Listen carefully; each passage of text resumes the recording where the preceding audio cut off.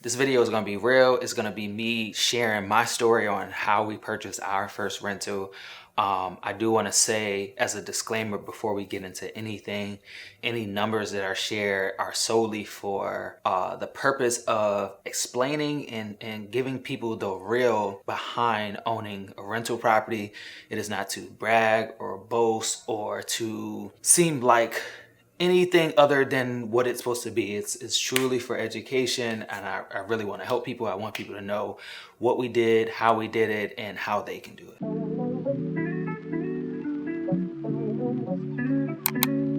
So I am aware that there are a ton of different ways to get into rental real estate. Today, I just want to share the way that me and my wife decided to invest in real estate. I know you can do 0% down, 3% down, 3.5% down, 25% down, 20% down.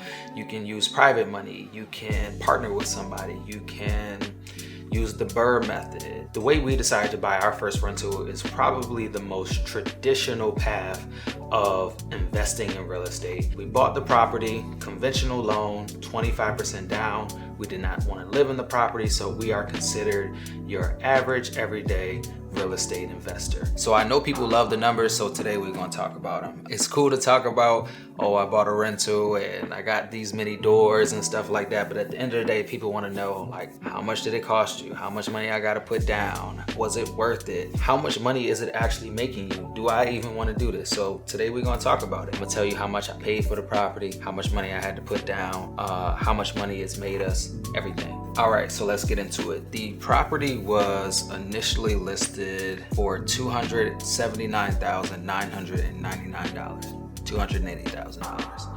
We purchased the property November of 2021. We were able to secure a 3.5% interest rate, and we locked in the property for $275,500. We were able to get the seller to come down off of the purchase price, $4,500, and also give us a credit towards our closing costs of $5,500. So the total credit from our seller was $10,000.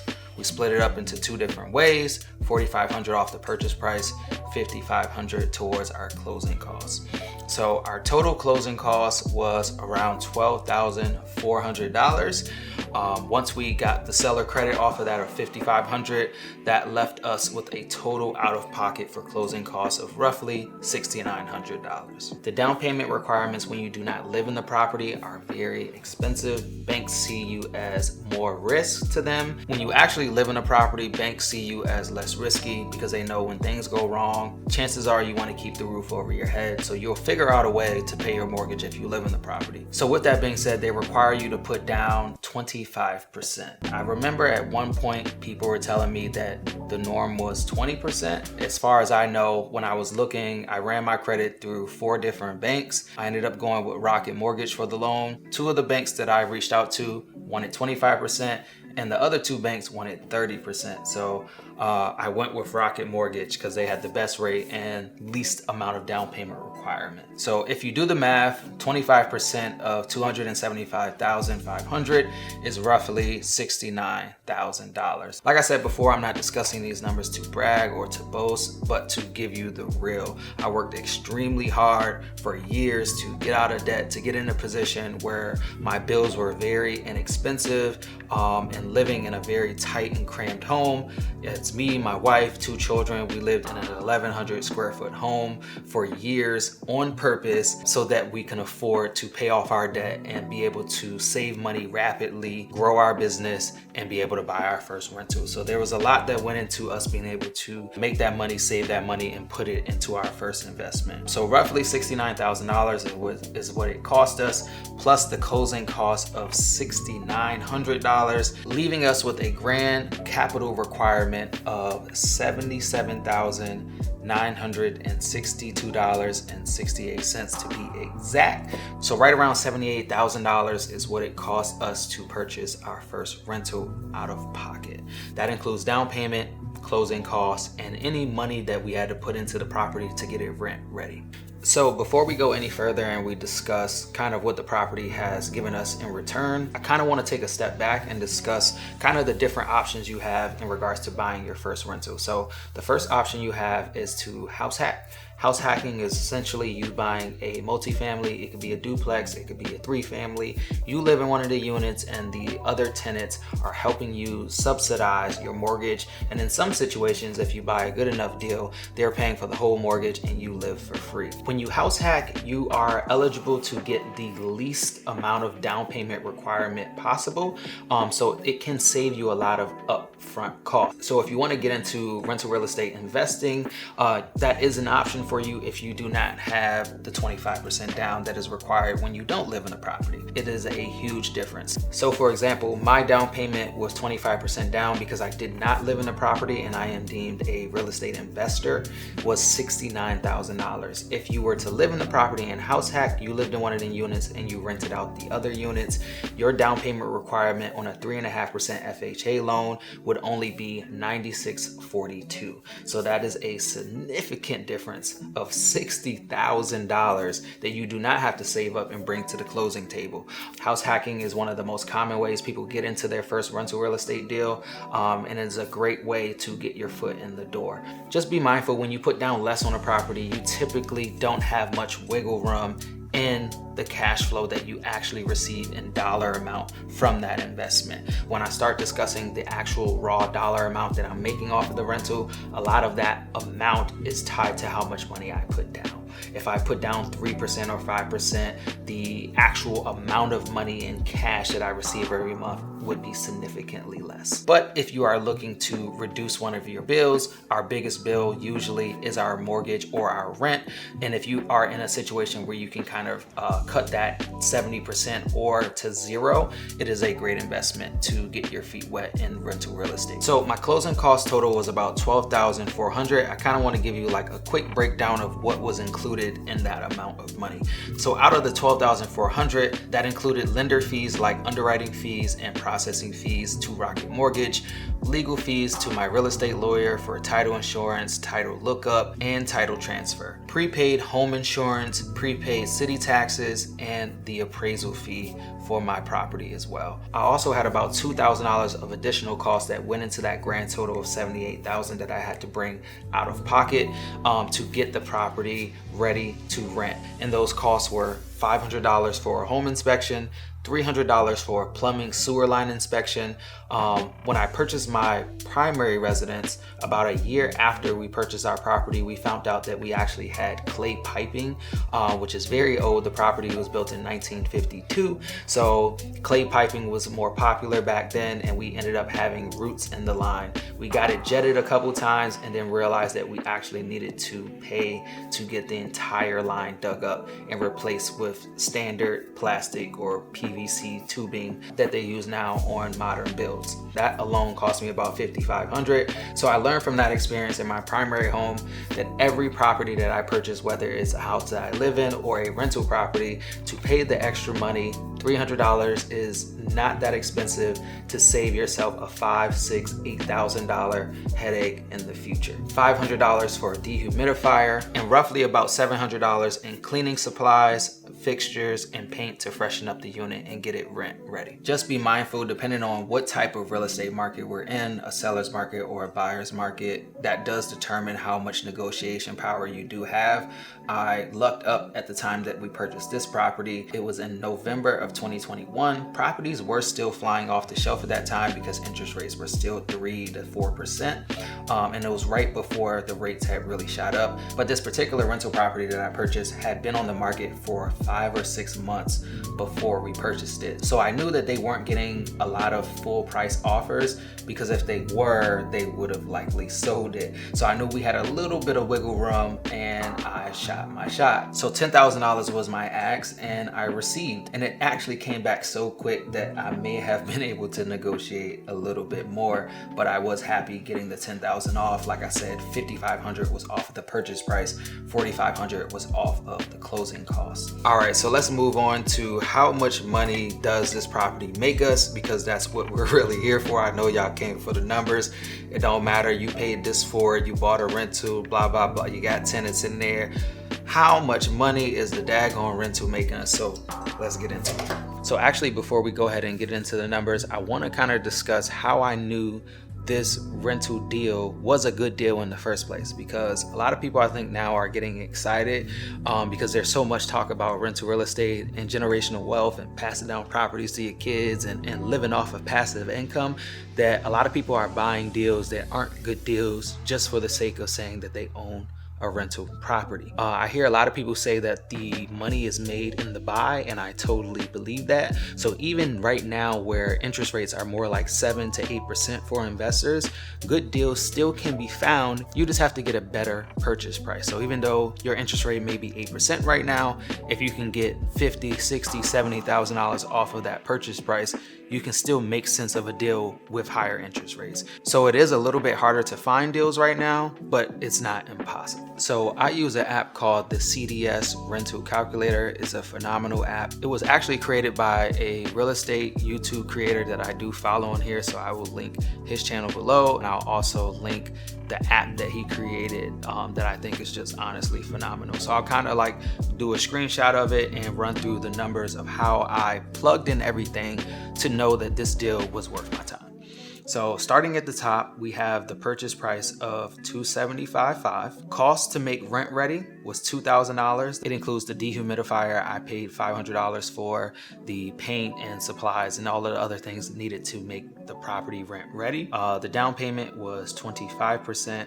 I put 25.07 because I wanted it to line up to exactly how much money I needed to put down. Closing costs was 3.34%. I'm more so in this closing cost section trying to get it to a number, because it's percentage based. I'm trying to get it to a number that matches up with what my closing costs actually were out of pocket. Remember, the total closing cost was $12,400, but we had that $5,500 credit, so out of pocket was $6,895. So 3.34% ends up being what that was.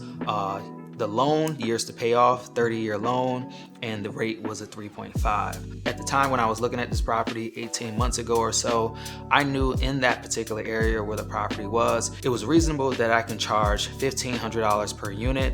Each unit was identical. They all are 3-bedroom, 1 bath. $1,500 was a reasonable, fair market rent rate. I didn't know at the time that I could probably demand a little more than $1,500, but I wanted to put a safe number in there. So even if I knew I can get 16 or 1650, I always like to plug in the numbers at like the worst case scenario, and I knew without a shadow of a doubt I can get people in a 3-bedroom, 1 bath in this particular area for $1,500. So I put the rents at $3,000. Vacancy I typically put at 5 or 6%, which is basically losing 1 month or 1.5 months of rent throughout the year.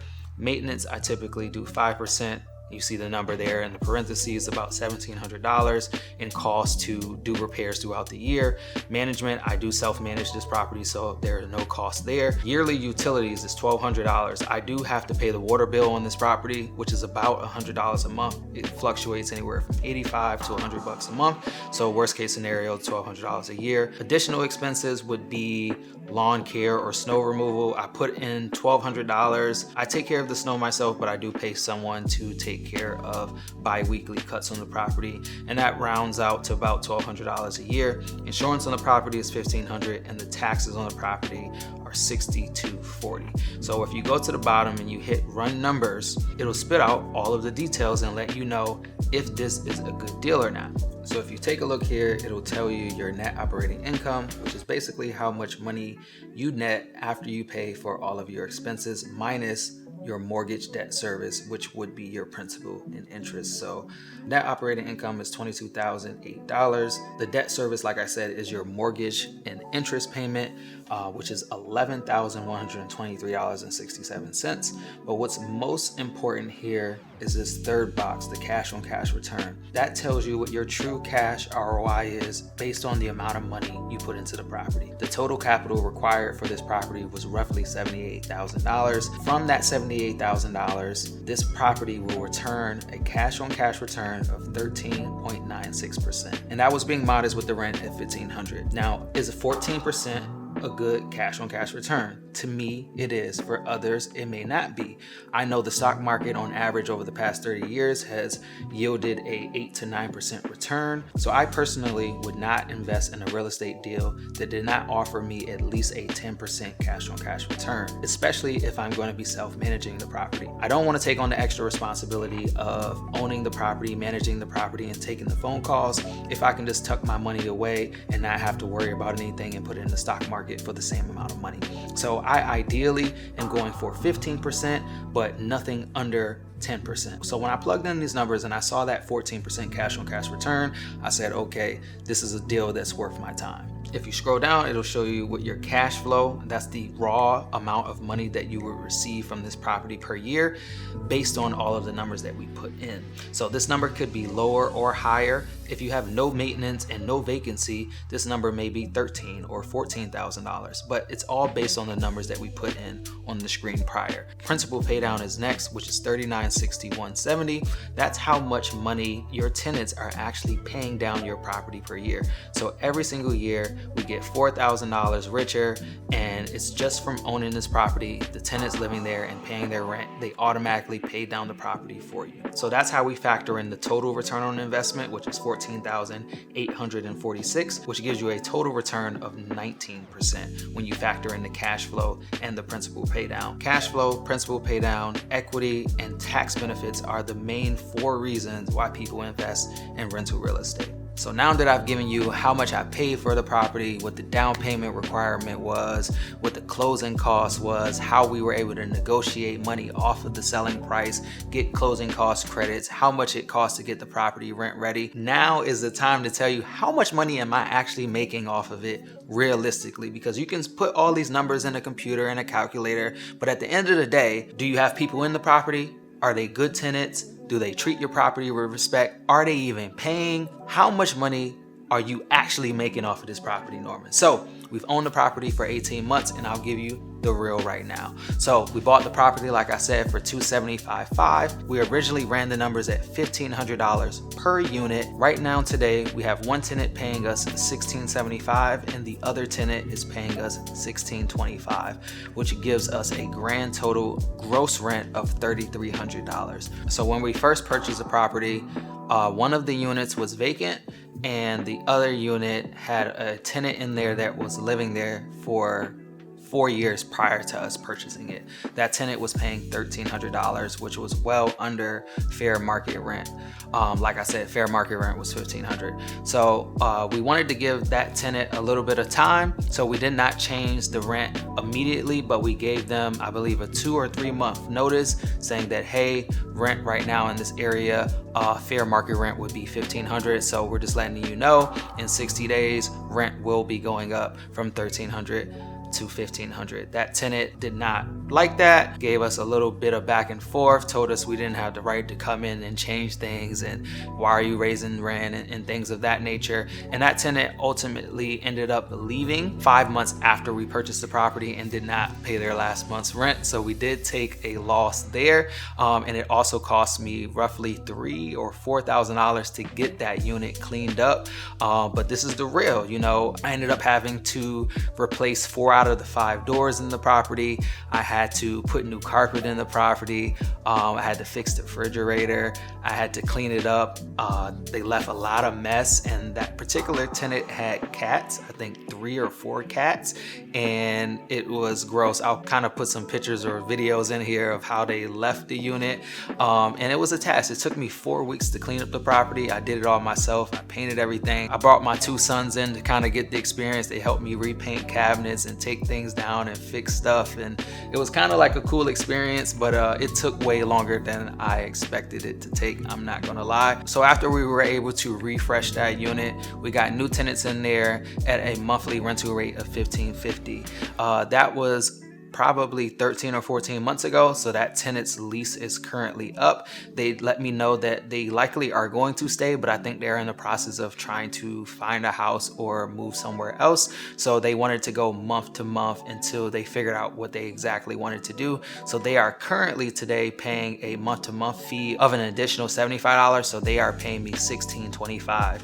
as of today. But if they do re-sign their lease, I told them that I would not raise their rent, so they would just go right back down to $1,550. But today they're paying $1,625 and have been doing so for the past few months. My other unit that was vacant is currently paying $1,675, and even though the units are identical, they pay slightly more than the other unit because they have a 2-car garage. So they pay an additional $100 a month to occupy the 2-car garage, and the other unit just has to park in the driveway. They also have a $25 pet fee attached to their monthly rent as well, which makes their total rent $1,675 and brings me a total gross rent of $3,300. So I decided to go back and rerun the numbers in the CDS rental calculator based on today's numbers. And what that looks like in comparison now is we have a cash on cash return of 18.23%, cash flow of a little more than $14,000, principal pay down will of course be the same,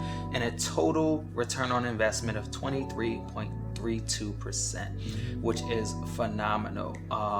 Getting a cash on cash return of over 18% on a rental property makes this an amazing deal. And to be honest, we've had very little maintenance requests. I've had some clogged toilets. I had both of my tenants lose heat.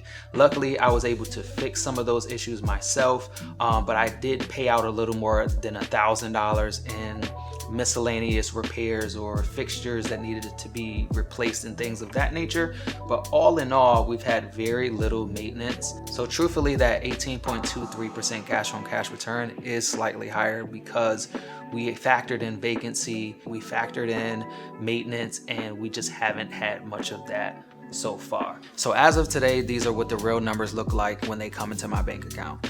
We gross $3,300 a month in rent from our tenants. The mortgage is $1,575. The water bill is $100 a month. And right now, because we are in the summer, I pay about $125 a month for lawn care. So that leaves us roughly around $1,500 a month in cash flow, which I think is amazing. The mortgage on my primary home is around $1,500 as well. So we essentially reverse house hacked.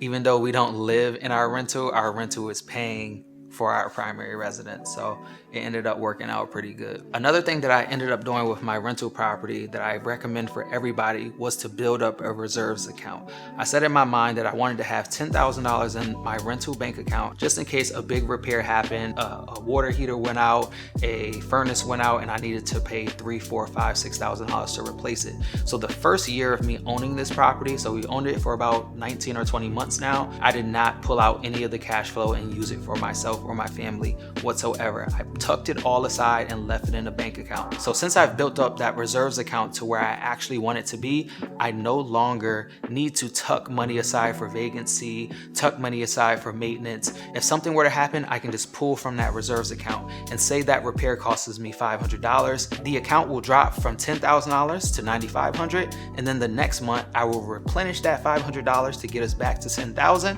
and anything on top I keep for myself. So I know this video was a little bit longer than my typical video, but hopefully you learned something. Hopefully it was informative. Hopefully for all of my creators who follow me, this was motivational, and hopefully this kind of put some things in perspective of how you can go from being a creative to earning passive income, and how just being a creative isn't the only way you can make money. You can actually make money as a creative, as a creator, and take that money and invest it into other avenues that pay you without the time restraint that it typically takes us to make money. As photographers, as videographers, we spend so much of our time shooting, editing, and creating that it's great that we have opportunity to take some of that hard-earned money and to put it into other avenues that don't require so much of our time. And for those who aren't creators, if you have a 9-to-5, if you clicked on this video just because you wanted to learn more about real estate, understand that your 9-to-5, that 40 or 50 or 60 hours a week that you're working is not the end all be all. Take that money, save some of that money, and invest it in other avenues so you don't have to work until you die. Invest it in other avenues. Just because you have a 9-to-5 does not mean that that is the only way you can make money. So hopefully you learned something. Hopefully this was informative. Please like, comment, share, subscribe, all of the above, and I'll see you guys on the next one.